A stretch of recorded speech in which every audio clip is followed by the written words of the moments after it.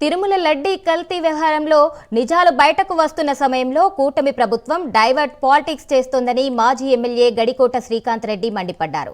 Diversion politics అనేవి చంద్రబాబు నాయుడుకు వెన్నెతో పెట్టిన విద్య అని ఎద్దేవా చేశారు. మాజీ మంత్రి అంబటి రాంబాబు ఇంటిపై టీడీపీ కార్యకర్తలు పోలీసుల సమక్షంలోనే దాడి చేయడంలో ఆంతర్యమేంటి అని ప్రశ్నించారు. దాడిని ప్రోత్సహించే హక్కు ప్రభుత్వానికి ఉందా అని మండిపడ్డారు. డైవర్ట్ పాలిటిక్స్ అన్నటువంటిది నేర్చుకునేది వెన్నతో పెట్టిన విద్య ఈ ప్రభుత్వానికి కానీ చంద్రబాబు నాయుడు గారికి కానీ తెలుగుదేశం ప్రభుత్వానికి కానీ. అందులో భాగంగా ఈ విషయాన్ని ప్రజల్లోకి వెళ్ళిపోయింది. ఒక పక్కన మేము ఏదైతే లడ్డులో పవిత్రమైనటువంటి లడ్డులో అనిమల్ ఫ్యాట్ ఉంది, ఫిష్ ఆయిల్ ఉంది, పందికొవ్వు ఉంది అని ప్రచారం చేసినటువంటి తప్పు అని తేలింది.